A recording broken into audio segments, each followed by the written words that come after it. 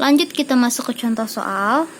Di sini soalnya meminta kita untuk menentukan resultan gaya berdasarkan gambar yang ada lah.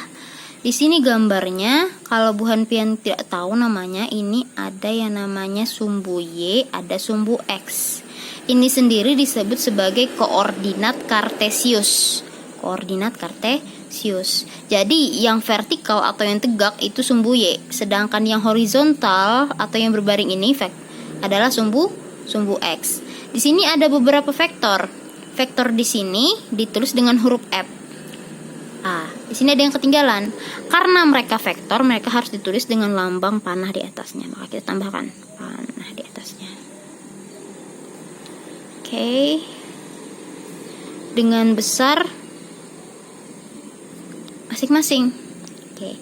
Sekarang kita diminta untuk menentukan resultan gaya. Nah, kalau ketemu soal seperti ini, maka otomatis jawabannya panjang. Kenapa jadi panjang? Karena di sini ada lebih dari satu dan rata-rata tidak segaris. Rata-rata membentuk sudut. Bisa dilihat ada yang 30, ada 45 lah. Maaf, tangan ibu agak bergetar. Nah, sekarang cara mengerjakan soal yang seperti ini adalah lihat dulu soalnya. Kemudian jika ada vektor yang membentuk sudut, maka buatlah dulu analisisnya. Maksud analisis di sini adalah buatlah dulu bayangannya, karena kalau yang bersudut ini tidak bisa langsung ditambah atau dikurangkan. Jadi yang pertama kita lakukan adalah membuat bayang-bayangnya dulu. Dari semuanya ini, dari F1, F2, F3 ini, yang membentuk sudut dengan sumbu X dan sumbu Y itu adalah F2, F3, dan F4. F1 itu tidak membentuk sudut dengan sumbu X ataupun Y. F1 itu tepat berada di sumbu X. Jadi kita tidak perlu mengapa-ngapain lagi. Biarkan saja dia. Kita cukup memperhatikan vektor yang membentuk sudut dengan sumbu X dan sumbu Y. Sekarang yang pertama dulu F2. Dia membentuk sudut dengan sumbu X dan sumbu Y. Di sini 45. Di sini yang kita tahu. Sekarang cara membuat proyeksi. Ya, jadi kita harus membuat proyeksinya dulu supaya dia tepat berada di sumbu X dan tepat berada di sumbu Y. Karena dia berada di tengah-tengah, jadi kita harus membuat bayangannya. Di sumbu X ada, di sumbu Y ada. Caranya, kita bikin garis dari ujung panah sini. Garis bayang-bayang. Di sini juga, di sumbu X iya, di sumbu Y juga. Ya, sumbu Y juga. Nanti hasil dari proyeksi ini atau bayang-bayang ini kan jatuhnya ke sumbu X sama sumbu Y. Ini harus diberi tanda panah. Karena ini kan bayangannya. Bayangan dari siapa? Bayangan dari F2. Bayangan F2 di sumbu X dan bayangan F2 di sumbu Y. Jadi walaupun mereka bayangan, mereka tetap dilambangkan dengan tanda panah karena ini adalah besaran vektor. Nah, ibu beri pewarnaan biar kelihatan. Nah, bayang-bayang ini sendiri nanti punya nama.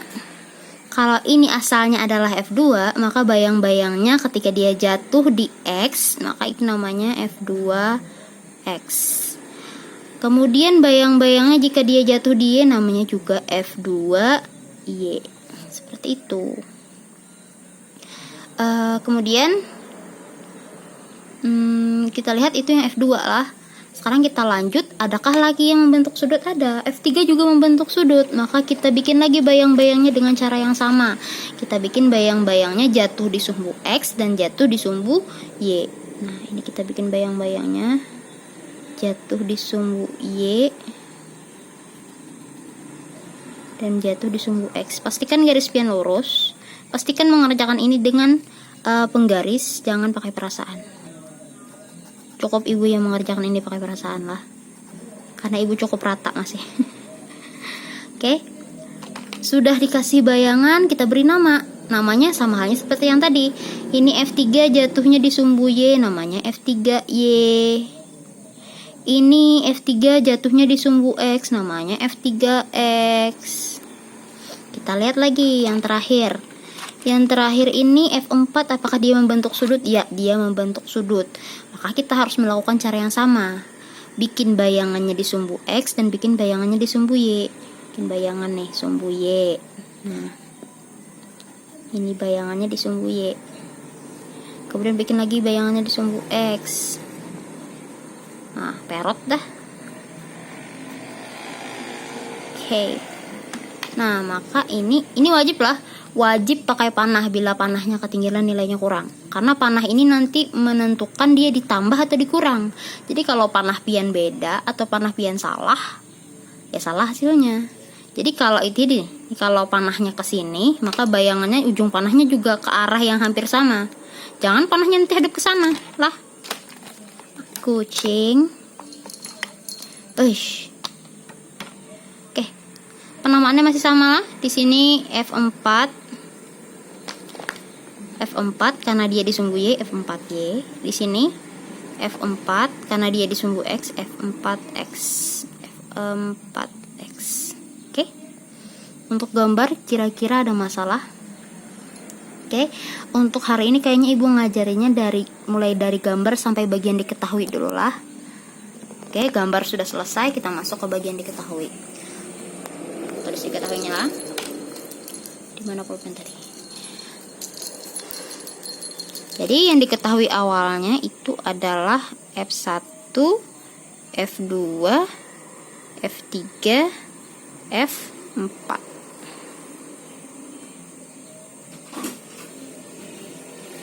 F1 nilainya 20 Newton, F2 nilainya 15 Newton, dilihat dari gambar lah. F3 nilainya 20 Newton, dan F4 nilainya juga 20 Newton. Sekarang ini nilai-nilai yang sudah tertera di awal soal sebelum soalnya Ibu coret-coret.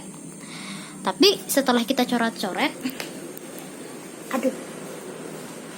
setelah soalnya dicoret-coret, kita punya beberapa tambahan yang perlu diketahui. Di antaranya, kita punya F2X dan juga F2Y. Sini F2X dan F2Y lah. Ini nilainya kita ketahui, bisa kita hitung. Caranya, kita lihat F2X ini adalah F2 dikali, pilihannya adalah antara dikali dengan cos atau dikali dengan sin. Yang perlu buhan pian ingat, bila dia itu, kita lihat dulu F2X dan F2Y siapa yang dekat dengan sudut yang diketahui. Sudut yang diketahui pada F2 itu adalah 45 derajat. 45 derajat ini berada di samping siapa? Berada di samping X atau berada di samping Y?